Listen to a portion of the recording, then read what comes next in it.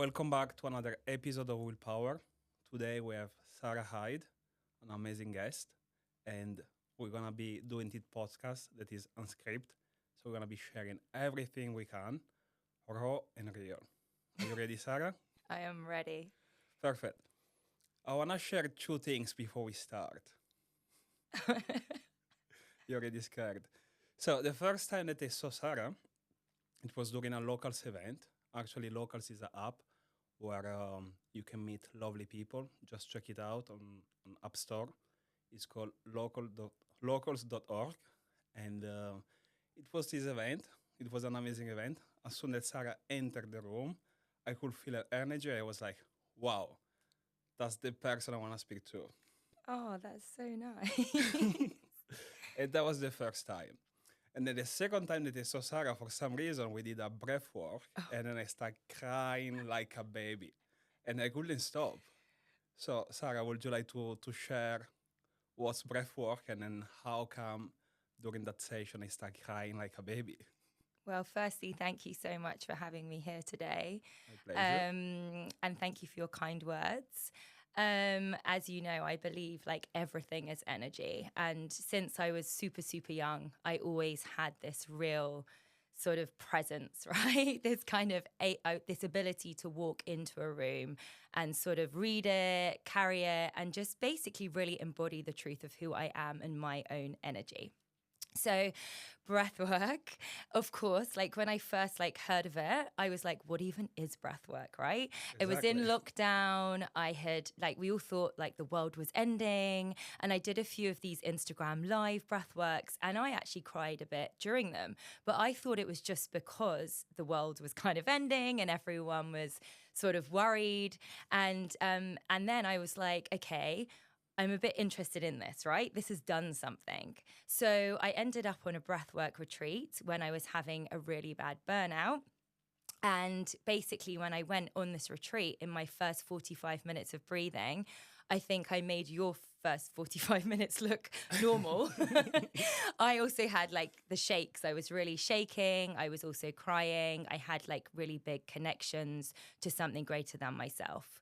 And this really just wowed me. I had tried so many different kind of healing modalities and things like that before, like therapy.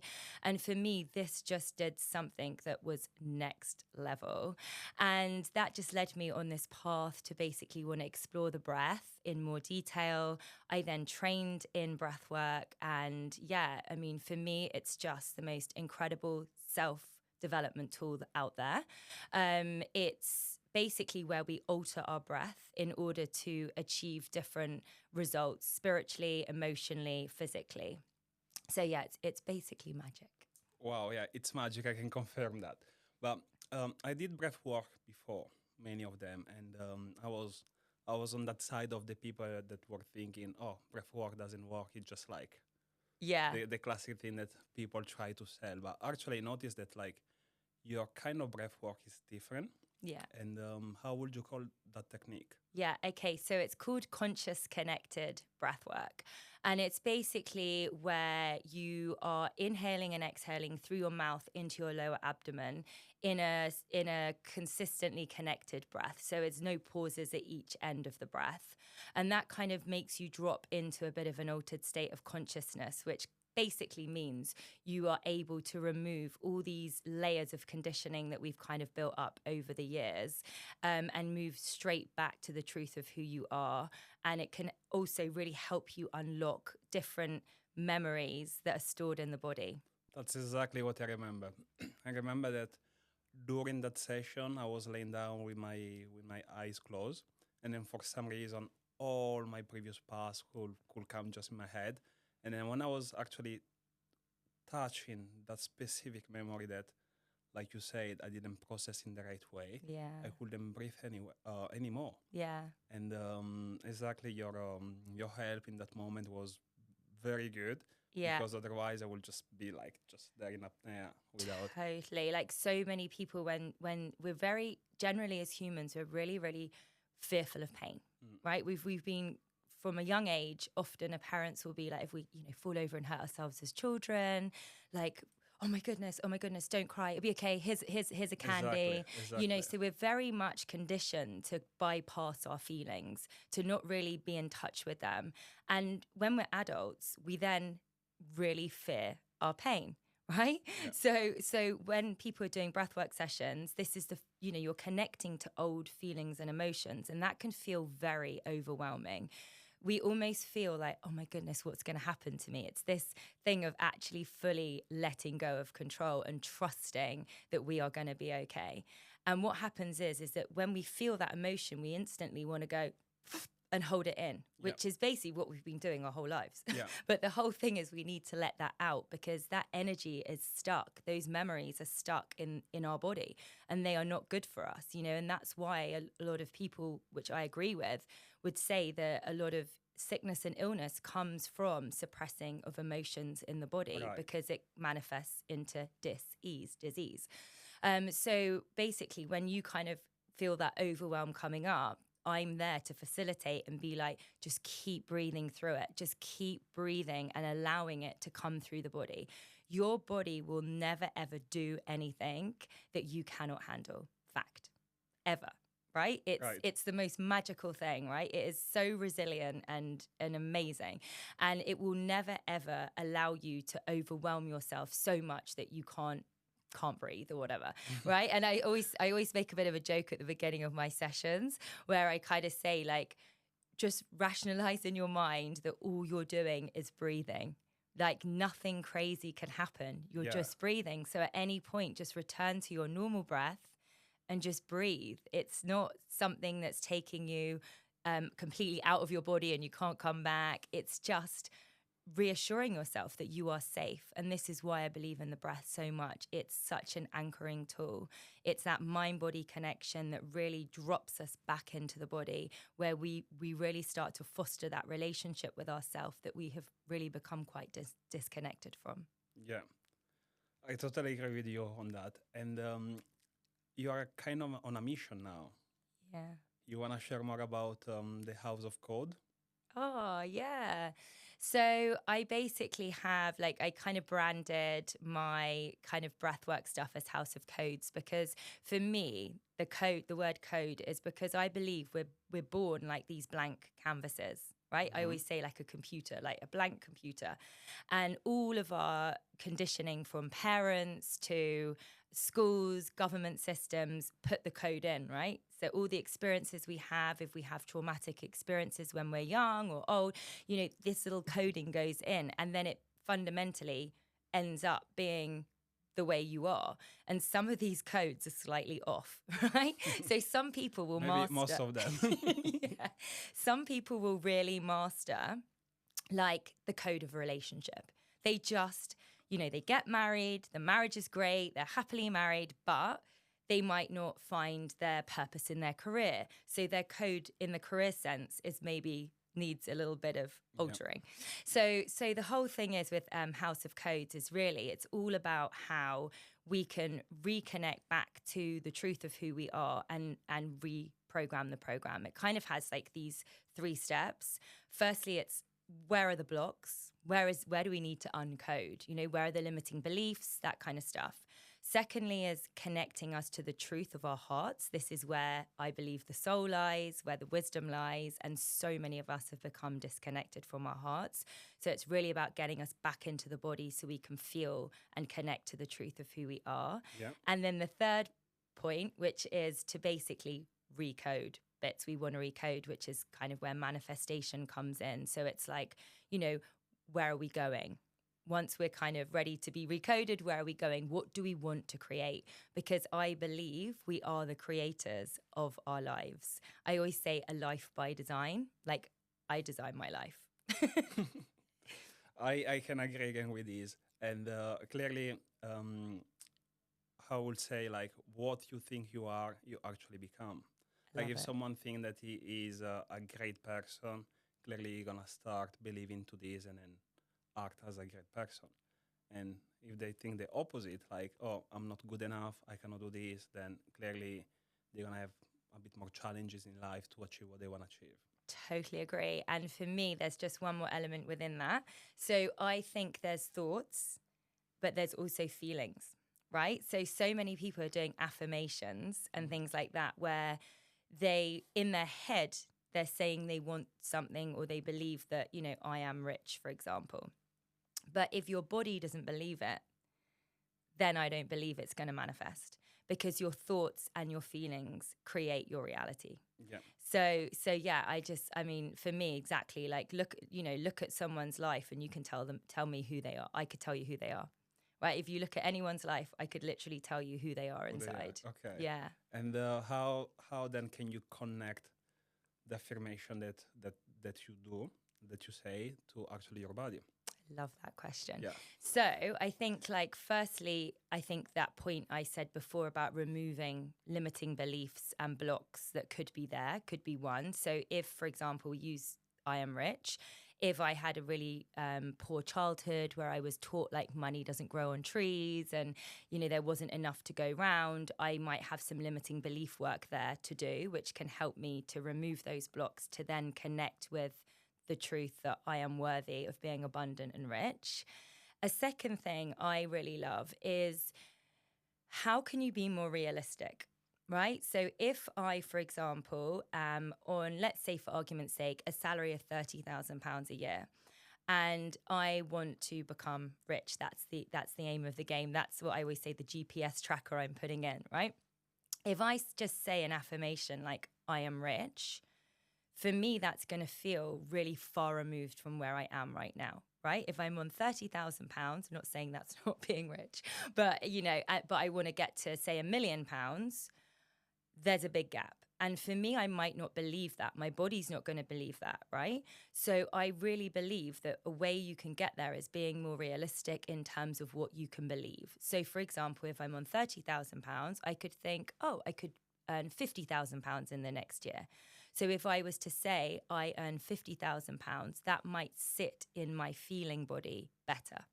So I think actually Tony Robbins refers to them as incantations. I think there's a really great book on them. I've got one. I can't remember what it's called now, and it's where you really embody that affirmation. You really feel it. So again, if I was saying I earn £60,000, I'm gonna really feel with my body as I say it, not just I earn £60,000. I earn £60,000. Yeah, and then, you know? yeah, sitting there and waiting that gonna happen without actually feeling it and then believing, fall into that. Yeah, totally right. And I do believe that's kind of like putting your GPS tracker in. Okay, so that's like, okay, the body now understands where we're gonna go, but I think there's an extra stage to this, which is action, right? So I want to earn £60,000, but it's not going to magic itself onto my doorstep. I mean, okay, it might if you're very good in the quantum,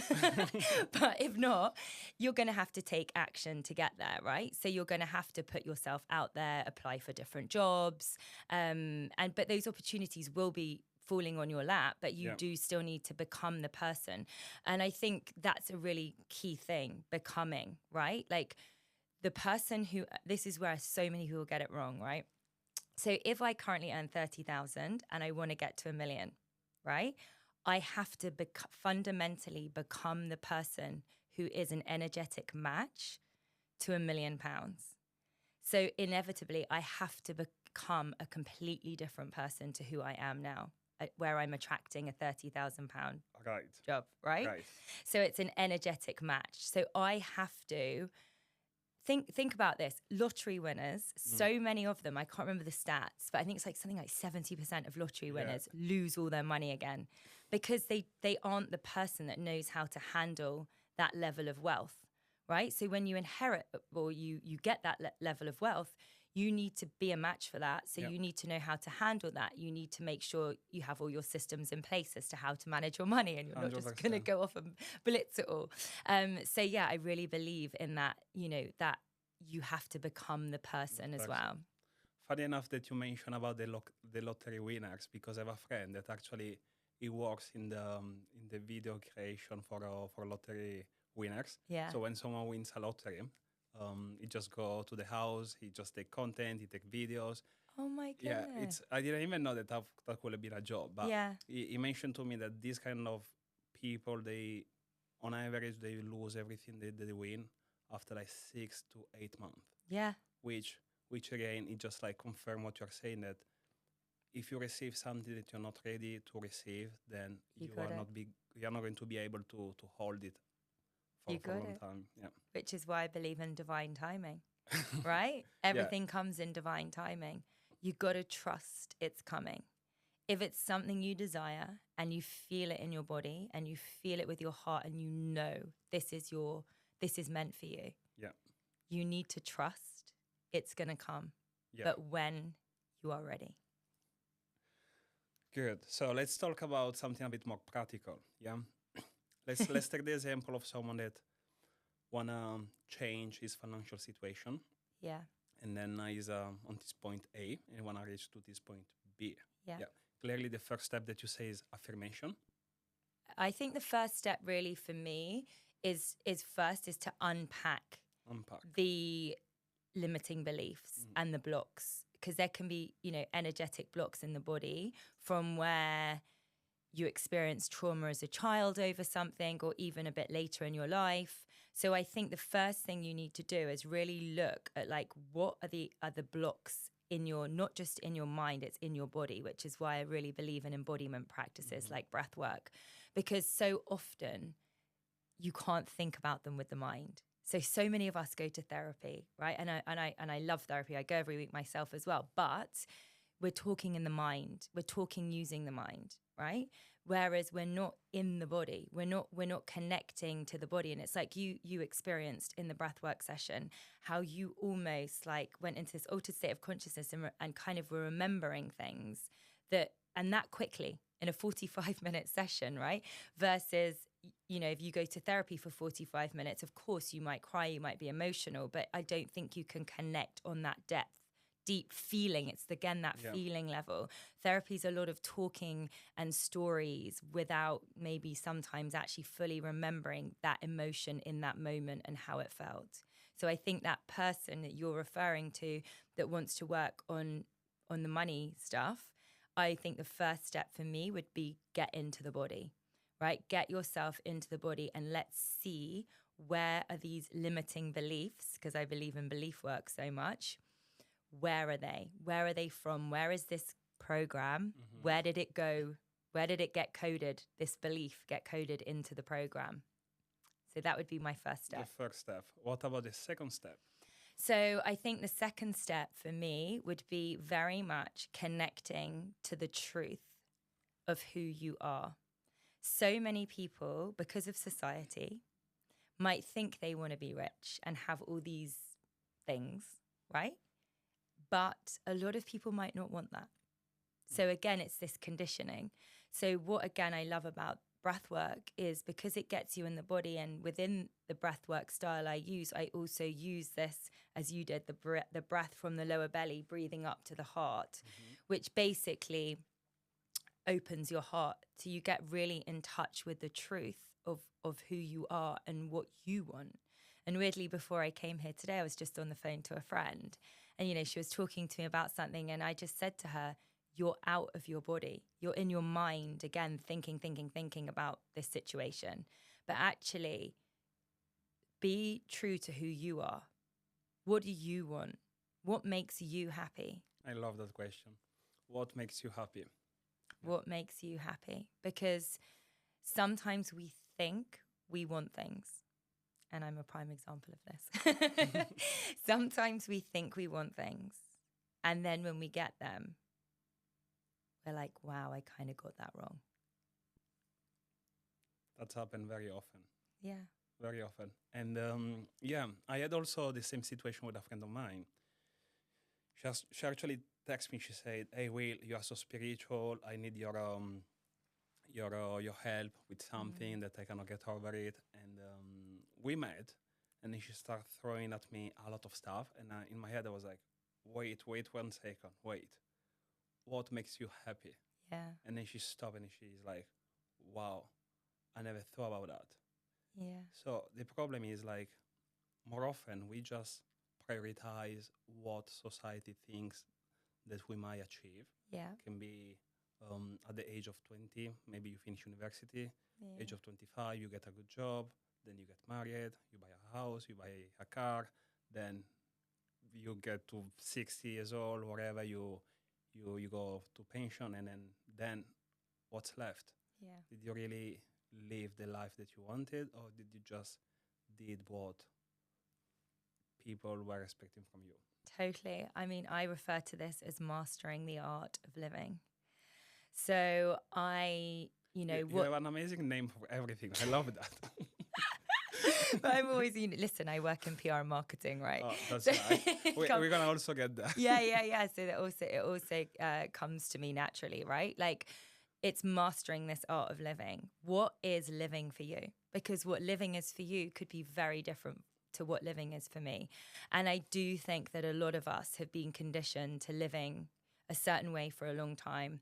And thank goodness for younger generations, because they're showing us that it doesn't have to be that way, right? And there's so many different opportunities now. There's equality for women, so women can have careers and earn their own money. And there's so many amazing things which have allowed us to really explore, like, what do I want to do? What makes me happy? Yeah. What makes, and living is the word I choose, because it's, so many people are not actually living. They're not feeling. They're not.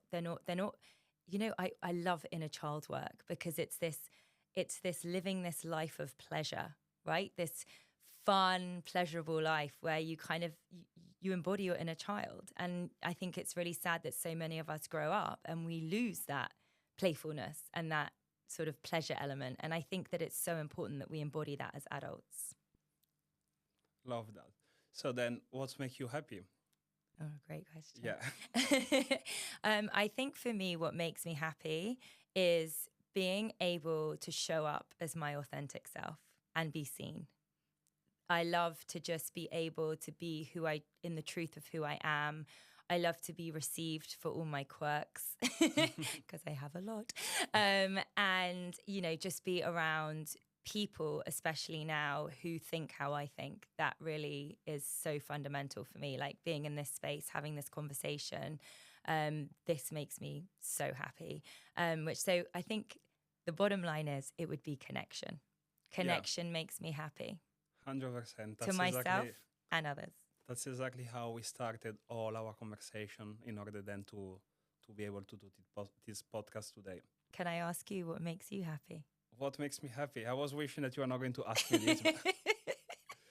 So what makes me happy? First thing first, the fact that I can achieve my goals.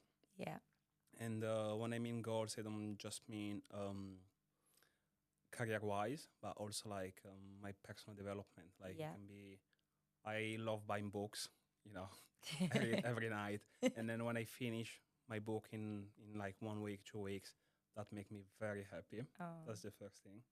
Second thing, it makes me very happy to see people achieving the goals, the results.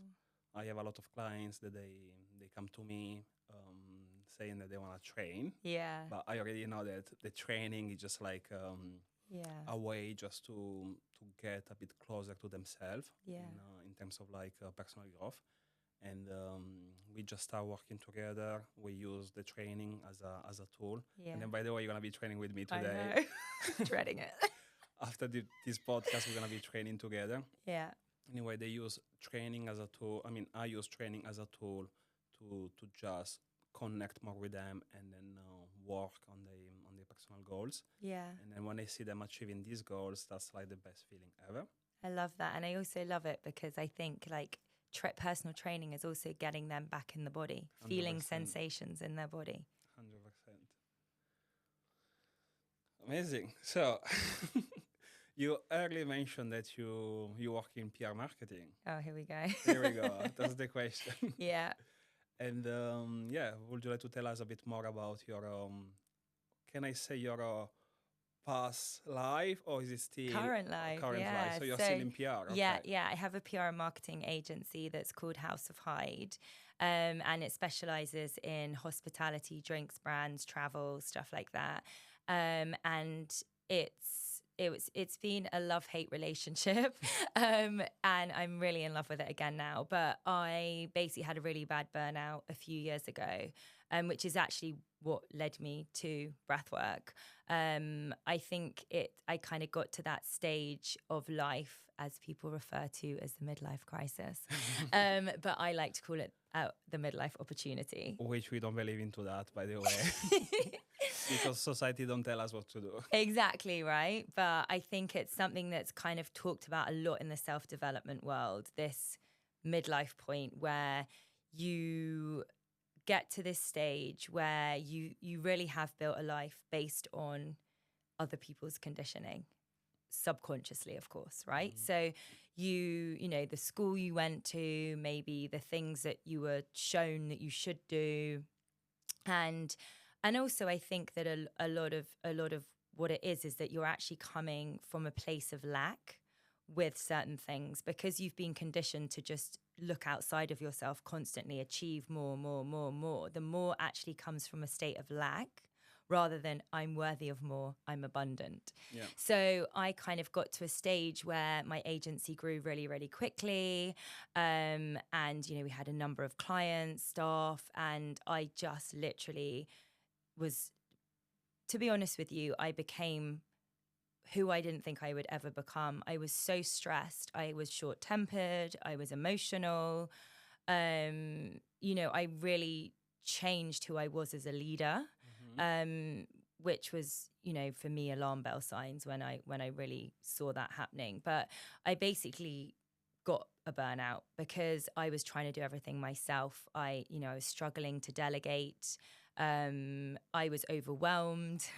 And I think it's also a bit of a female thing as well. I know a lot of men burn out as well, but I think there is this whole thing around women and being in quite, like, I guess, business, masculine energy, and having to kind of create and develop ways to navigate that, right? So you basically start and lead in a masculine energy, when as women we have such incredible feminine energy traits about us, right? Like our intuition and trusting and flowing. And I think a lot of women are conditioned into masculine energy, and I think a lot of men too. And you need to be bringing in more of the feminine energy when you are a leader, because when you're a leader, you can't just lead through strategy, wanting, pushing, growing, gaining. You know, it's really missing this element of the feminine flow, the trust, the being, the knowing. And I think I really had lost that. And this is why I'm so grateful for this journey I've also been on, because it's totally brought me back into my divine feminine. And, you know, feminine energy isn't just something that women have. Every single one of us is made up of feminine and masculine energy. And, you know, I'm so grateful that I've been able to be embodied again and to bring that back into the work I do and the agency that we have. But I think there was this stage of really bad burnout for me where I just sort of crashed and I had no more energy to give. And I think a lot of the vices I had used to escape my feelings, for me, which was a workaholic basically, had got taken away because I couldn't physically work. I was so exhausted. And having that space where I couldn't do anything meant I had to sit with my feelings and feel them. Thank God for breathwork. Yeah, and then process that. So for me, it's been a real journey with House of Hyde. But now I feel like, you know, I've got this real second wind with it. And I just really want to help create magical things for brands that create positive impact in this world. I'm really fortunate where a lot of our clients are really on board with sustainability and impact and things like that. So I feel very grateful for that. And please God, I can create more of that too. I believe you will definitely create more of that, for Thank sure. you. And wow, I mean, you're sharing so much that I'm like struggling to follow. Wow, because you're saying so many things valuable that that I just agree with that. And you mentioned about feminine energy and Love masculine energy. We had that chat before. And what do you think that actually brought you to use more your masculine energy? Do you think that is something that was started after that you created your House of Hyde, or was it before that you started everything? I love this question because I think like masculine and feminine energy is probably my favorite thing. So I actually think it's something that I had in me from a really young age. I think my dad was very ambitious and, you know, being a daddy's girl, I think I really looked up to him and really took on this. In order to kind of get love, I need to be successful. From a young age, I was, you know, that kid in the class that when the teacher asked a question, hand up, you know, holding my mouth, wanting to answer the question. Yeah, quite embarrassing. The opposite of me. Yeah. Yes. And I just, you know, I was always quite loud, wanted to be in the plays, and I kind of took on this real competitiveness. I then went to an all-girls private school, which again, I think really drives quite a lot of these kind of, it was very academic, wanting you to achieve and be, you know, the good girl and everything. And I think I just got this real conditioning of, in order, I think it's again back to the programming, the coding, in order to be accepted and to belong, I need to be successful. And I think that's how the masculine energy really formed. And it just got more and more and more. The kind of more successful I got, the more masculine energy I got within work.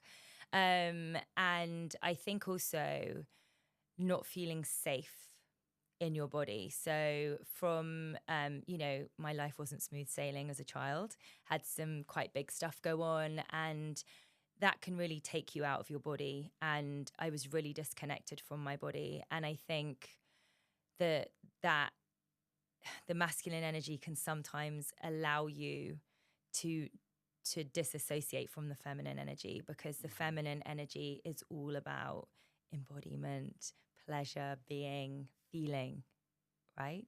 Being. Yeah. And I think that I definitely had stepped away from that and just really disconnected from it. And I think that, yeah, I guess I also don't think I knew this stuff, right? Yeah, I didn't you know it this now. stuff. At the time, you didn't know. I didn't know it. But I knew, like, from past relationships where partners would say, Sarah, I don't feel like you're in the relationship. And I'd be like, I'm here. Like, what? You know, like, we've been together. I do everything. Like, you know, but they didn't feel the connection with me because I didn't have the connection with myself. So I wasn't in that feminine energy. So I think for me, it started young, and it just kind of kept going and going and going. And it wasn't again till my burnout. And I started actually reading books on it. There's an incredible book called Women Who Run with the Wolves, and it's all about like unleashing this, you know, as women, we're kind of wild women, aren't we? Like, and it's this wild woman archetype, and just releasing her and allowing her to speak her truth, to be who she is. I think we're so conditioned as girls, well, we were when I was younger, to be the good girl, you know, to behave, to smile sweetly, say your pleases and thank yous. And you know, it's limiting. It's almost like being in a cage. And I think it's really about, like, for me, that I was able to step out of that cage in the last few years and really be brave and be like, hey guys, this is me. Yeah. So yeah, I think it's something from a young age, and I think it's again the coding.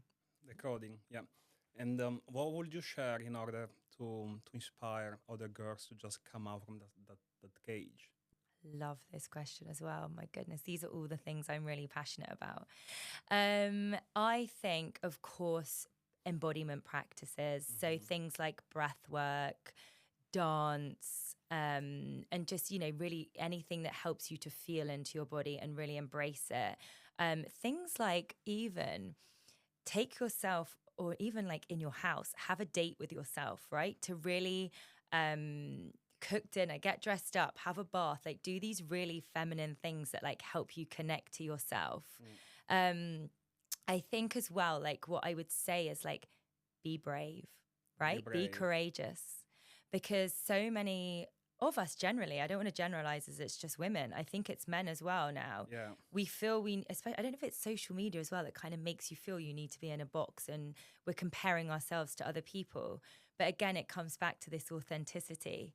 and just fully embracing your authentic self and just being brave and stepping out. I like to think as a woman, that's what I'm doing for other women. I like to think I'm stepping out. I'm doing, I'm an entrepreneur.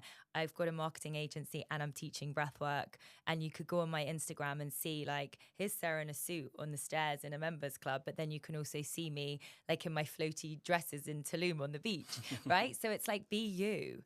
And I think, so I would say to women, like, be that example for the other women. Like it's kind of that thing, isn't it? One person goes and the rest follow. And thankfully, I think now more people are opening up and starting to show the truth of who they are and feeling comfortable in that. I mean, I know the younger generations definitely are. Yeah. But I think, in our generations that maybe it is a bit more about being super brave and just unleashing yourself and just trusting in that being you're going to attract things. Amazing. I love that. Actually, you mentioned about some technique that people can use. You also said it is not just for women. Yes. I use some of them. Yes. Clearly, I didn't dress up. I didn't cook. But I remember in my 20s, I felt like I was too much rigid with myself. Yeah. My sister, she's a lovely dancer. She would be just organizing dancing class. Wow. Things like that. And then I felt like I need to explore more also my side.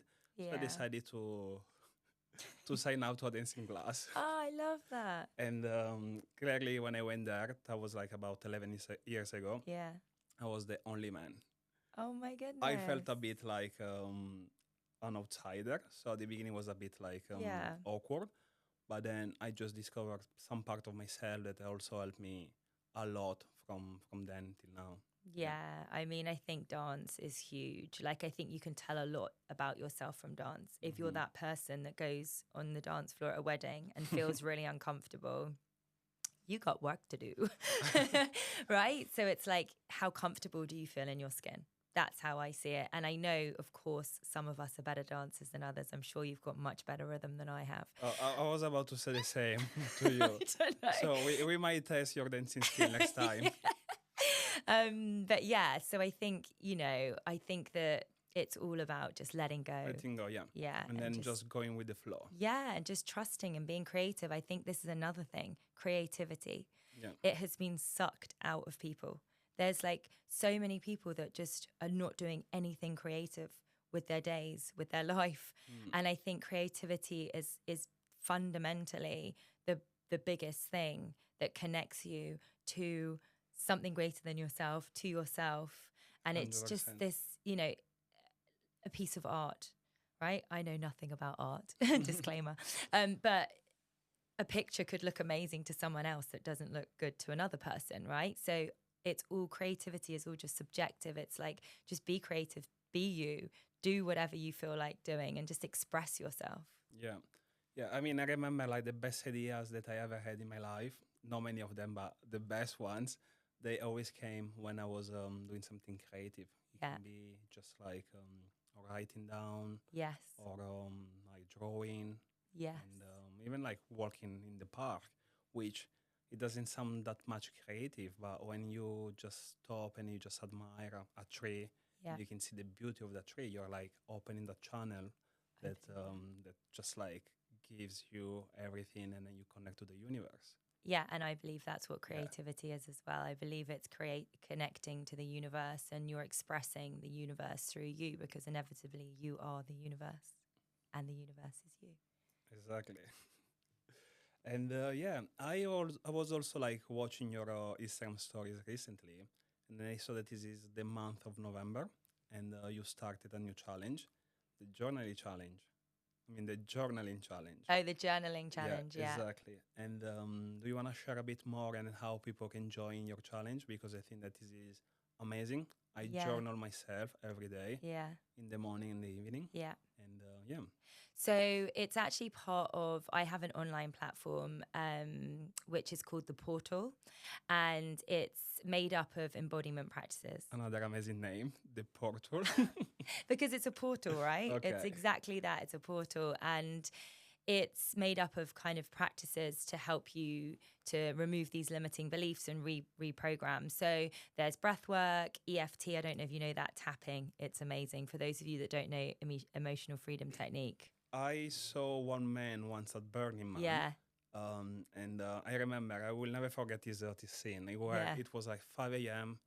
The sun was rising, everything was amazing. And for some reason, we start talking, and then he closed his eyes and he started like tapping his head. Oh, yeah. And in my head, I was like, what he's doing? But then I went to read through that, and I discovered it is actually a powerful technique. Unbelievable. I mean, there is a little group of us in my community that are slightly obsessed with it. But it's really amazing. For me, it's a real fast track way to get back into the body. You're just tapping on pressure points on your body. So you start here and you say, and again, it's the kind of affirmations again. So, you tap as you say different things, and it just helps you to basically reframe your limiting beliefs. It's absolutely amazing. And this end bit where I go like this bit like just suddenly gets me really back in my body. So it's made up of we do embodiment affirmations, and visualizations. And every month we have a challenge.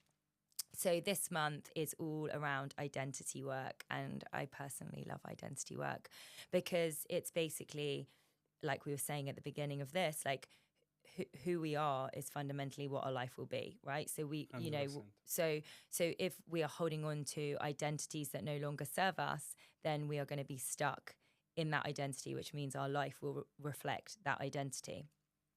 So this month it's an 11-day challenge because it started on the 1st of the 11th till the 11th of the 11th. I like 1111. Yeah, and it's 11 days. And each day there's a video dropped into the portal. That I do 2 live sessions a week as well. So I think within the 11 days there's 4 live dates as well, and each day something different is dropped. So it starts off very much looking at like what identities are we currently carrying that we want to remove, then removing them, and then of course talking about the identities we want to walk in and be. And like I say, try an identity on, right? There's no such thing that says you can't be an identity. Exactly. You can be whatever you want to be. Exactly. 100%. So I encourage people to try different identities on. Say that, and then of course, like once you're really clear on where you're going and who you want to be, then really embodying that. Like we referred to at the beginning, you have to walk like it, talk like it, develop your skill set as it. It doesn't just happen by breathing it sadly into your body. You have to actually take the action to become that. And alongside that, we're actually doing 30 days of journaling, and each day it's just, again, to really keep you in the energy. I'm a great believer in energy, and you got to compound that energy. You got to stay in it. That's why I believe in spaces like the portal so much.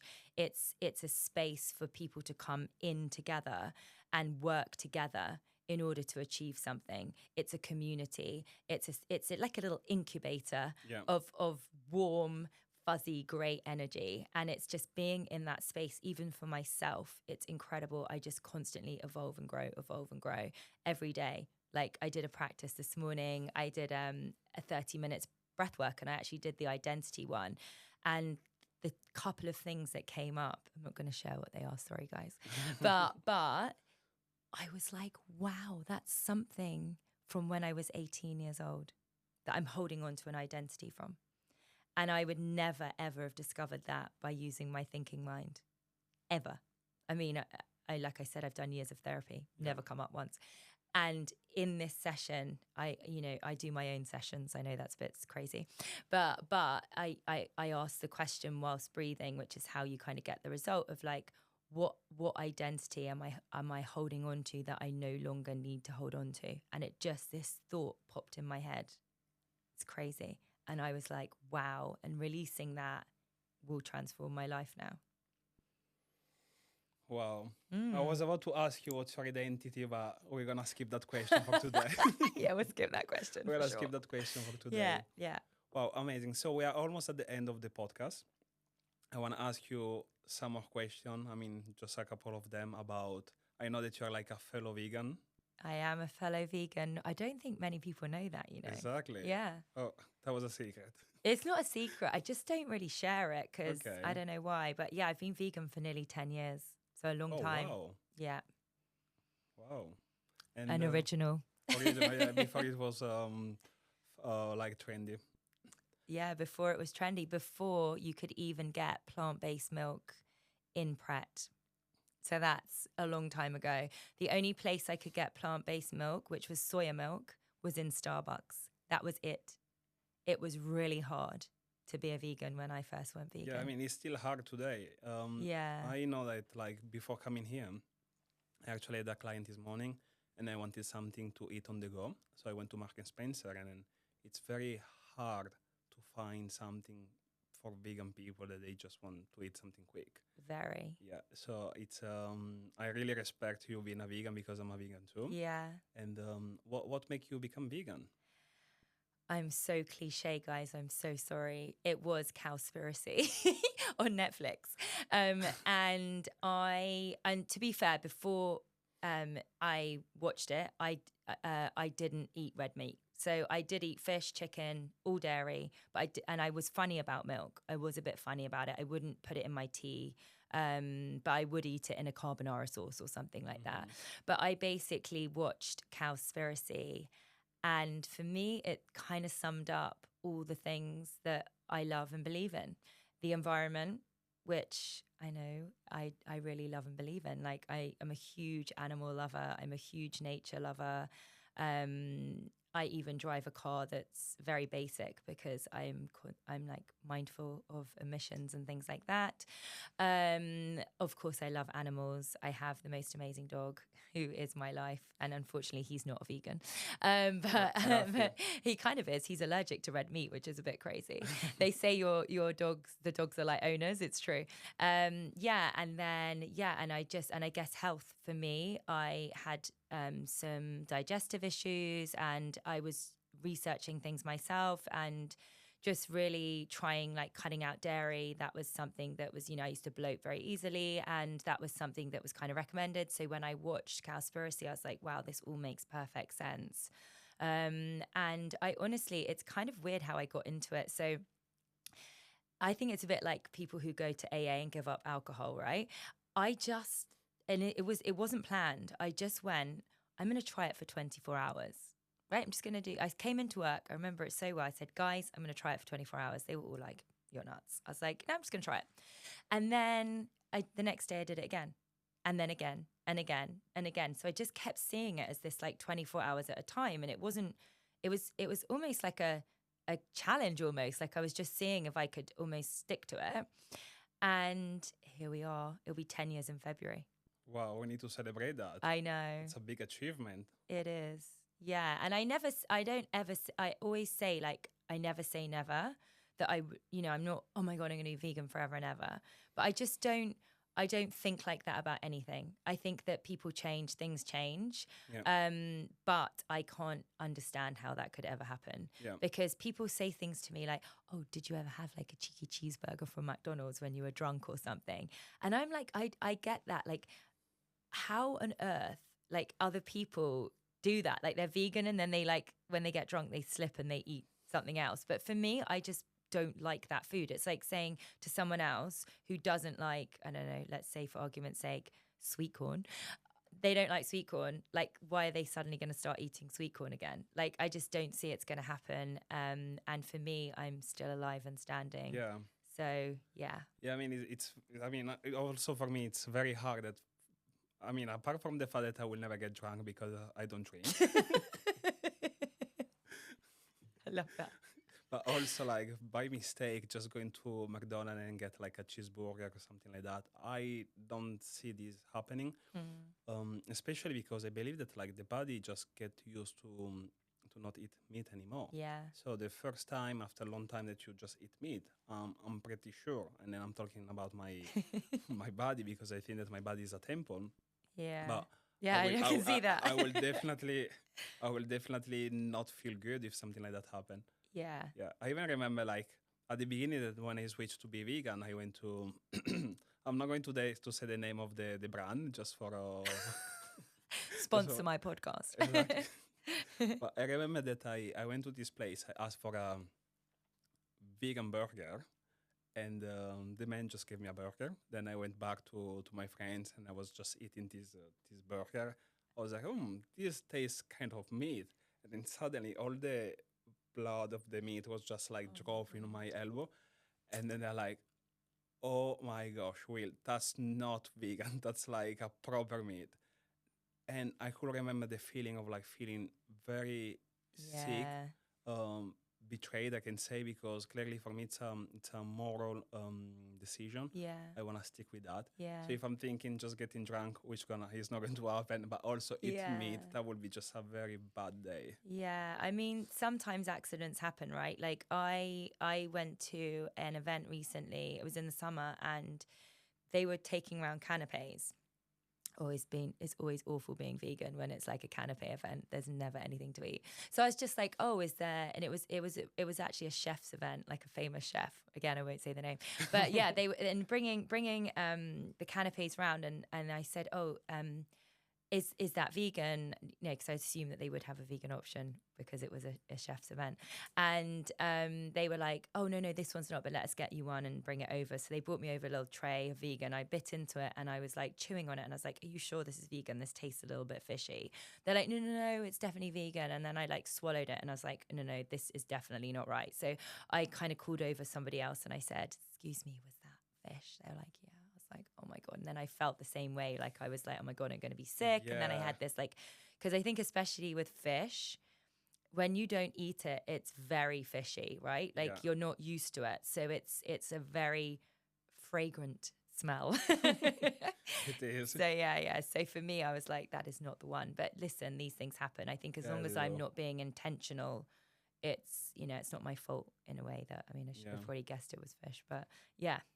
Yeah, I mean, it's incredible how it happens often that maybe you go to places, you ask if something is vegan, and people are like, oh yeah, it's vegan. Or even they say, oh my gosh, yeah, it's without meat, but it has some cheese.